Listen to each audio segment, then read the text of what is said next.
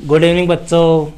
देखो बच्चों, आज की अपनी जो क्लास है इसमें चर्चा करेंगे अपने कक्षा 12 इतिहास का अपने जो चौथा चैप्टर है विचारक, विश्वास और इमारतें।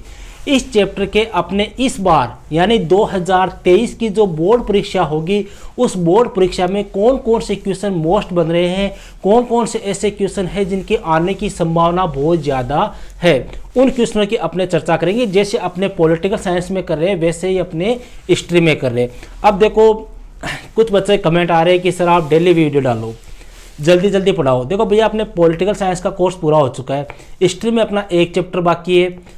तो कहने का मतलब है आपको ओनली दोनों बुक के मोस्ट क्वेश्चन ही आपको बताने हैं, ठीक है। तो वो एग्जाम से पहले पहले मैं आपको करवा दूंगा, आपको टेंशन लेने की उसमें बिल्कुल भी आवश्यकता नहीं है। मेरा प्रयास ये रहेगा कि 15 फरवरी से पहले पहले आपका सब कुछ प्री बोर्ड वगैरह, मोस्ट क्वेश्चन वगैरह सब कुछ कंप्लीट करवा दूँ, ठीक है। तो देखो, अपने सबसे पहले बात करते हैं भैया इस चैप्टर की। यह चैप्टर जो है वो इस बार यानी 2023 में ब्लूप्रिंट के अकॉर्डिंग इस चैप्टर से 3 क्वेश्चन आएंगे और तीनों क्वेश्चन जो होंगे वो कितने अंक के होंगे, 2-2 अंक के होंगे। कहने का मतलब है इस चैप्टर से ना तो 1 नंबर का क्वेश्चन आएगा और न ही 4 अंक वाले क्वेश्चन आएंगे, 3 क्वेश्चन आएंगे और तीनों क्वेश्चन कितने अंक के आएंगे, 2-2 अंक के आएंगे। तो 2-2 अंक के कौन कौन से क्वेश्चन मोस्ट बन रहे हैं उन्हीं क्वेश्चनों के ऊपर अपने यहाँ पर संक्षिप्त रूप में चर्चा करेंगे, ठीक है। 3% कितने अंक के, अपने 6 अंक के। तो देखो यहाँ पर अपना पहला जो प्रश्न है, और एक बात और ध्यान रखा है, यहाँ पर मैं जितने भी क्वेश्चन आप लोगों को बता रहा हूँ वो सारे ऐसे क्वेश्चन है जो बार बार आपके एग्जाम में रिपीट होते हैं। अगर किसी स्टूडेंट के पास में 2012 के बाद के पेपर है तो आप इन क्वेश्चनों को वहाँ पर चेक कर सकते हो। जैसे पहला क्वेश्चन ये 2015 में आया हुआ है, ठीक है। पहला क्वेश्चन है भैया, सिद्धार्थ ने सन्यास का मार्ग अपनाने का फैसला क्यों किया। सिद्धार्थ कौन था, अपने महात्मा बुद्ध, इनके बचपन का नाम सिद्धार्थ था। अब यहाँ पे क्वेश्चन ये पूछ लिया कि इन्होंने सन्यास का मार्ग क्यों अपनाया। देखो, तो अपने आंसर क्या लिखेंगे, सिद्धार्थ जो था उसने सन्यास का मार्ग इसलिए अपनाया क्योंकि सिद्धार्थ जो थे भैया उन्होंने एक बार 5 व्यक्तियों को देखा था या 5 दृश्य देखे थे उन्होंने। पहले दृश्य में उसने वृद्ध व्यक्ति को देखा जो परेशान हो रहा था बेचारा। दूसरे में उसने बीमार व्यक्ति को देखा, वो भी परेशान था। तीसरे में उसने एक लाश को देखा, मरे हुए व्यक्ति को देखा। फिर उसने एक रोगी को देखा और अंत में देखा उसने एक सन्यासी को, ठीक है। इस प्रकार की मतलब दृश्य जो है वो सिद्धार्थ के सामने आए। तो उसने देखा कि जो वृद्ध व्यक्ति है, बीमार है, रोगी है, लाश है, ये सभी परेशान थे किसी न किसी रूप से। लेकिन जो सन्यासी था वो बिल्कुल खुश था, वो ध्यान की मुद्रा में बैठा हुआ था, उसके पास में किसी प्रकार से कोई चिंता नहीं थी, मतलब वो चिंताओं से मुक्त और स्वतंत्र था, उसके चेहरे पर काफी तेज था। तो सिद्धार्थ को उन सभी में कौन पसंद आया, वह सन्यासी पसंद आया और सिद्धार्थ ने यह फैसला किया कि वह भी क्या बनेगा, सन्यासी बनेगा। क्लियर है, इस प्रकार से आपको आंसर करना है। सेकंड क्वेश्चन भैया देखो, यहाँ पर मैं आपको पार्ट मेरा पढ़ाया हुआ है, नोट्स मेरे आपको लिखाए हुए हैं। यहाँ पर ऑनली मैं आपको मेन आपको किस प्रकार से आंसर देना है वो बता रहा हूँ, ठीक है। अपना मेन जो मकसद है वो क्या है, आपको मोस्ट क्वेश्चन उपलब्ध करवाना।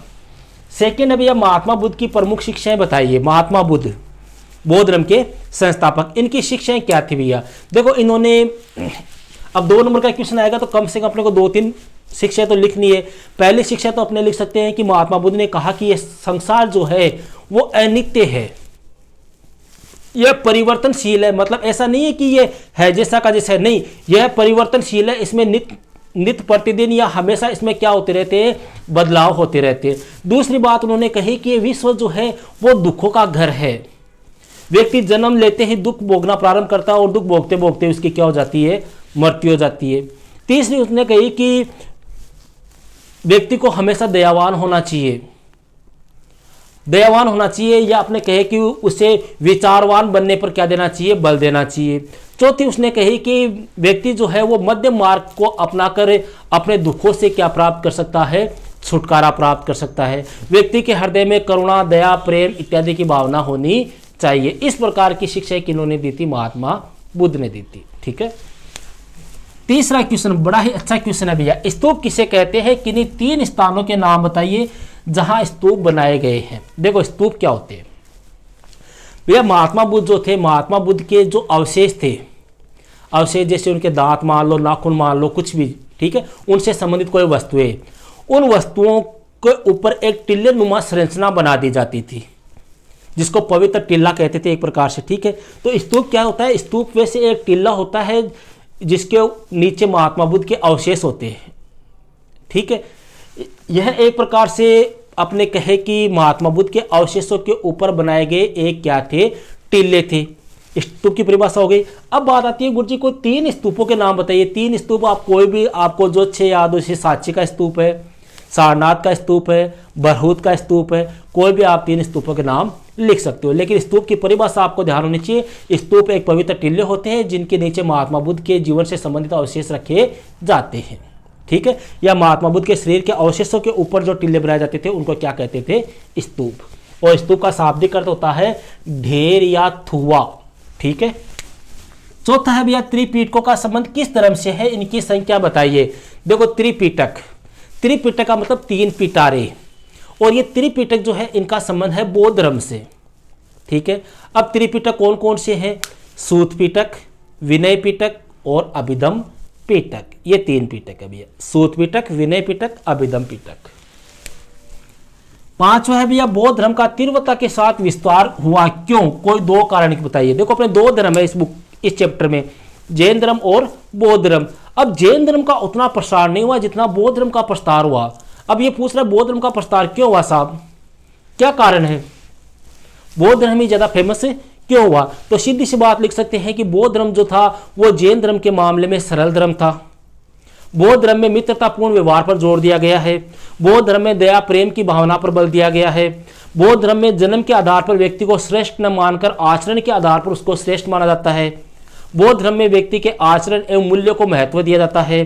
बौद्ध धर्म जो है उसमें बौद्ध धर्म का प्रचार प्रसार इसलिए भी हुआ क्योंकि जनता जो थी वो धार्मिक पाखंडों से दुखी थी। पहले के जो धर्म थे, वैदिक धर्म मान लो आपने, ठीक है, उनमें जो पाखंड वगैरह होते थे, यज्ञ वगैरह, बलि वगैरह, इनसे भी जनता क्या थी? एक प्रकार से दुखी थी, इसलिए उन्होंने बौद्ध धर्म को ग्रहण किया। तो इस प्रकार से अपने 4-5 जो भी कारण है, आपको 2-3 जो भी आपको पूछे वो आपको करने हैं।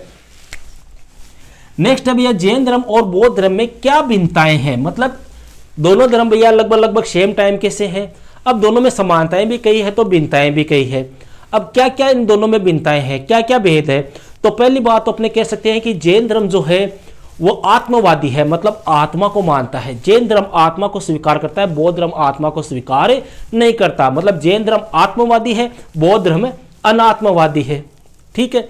दूसरे अपने कह सकते हैं कि जैन धर्म का जो साहित्य है वो आगम कहलाता है। क्या कहलाता है? आगम। जबकि बौद्ध धर्म का जो साहित्य है वो क्या कहलाता है?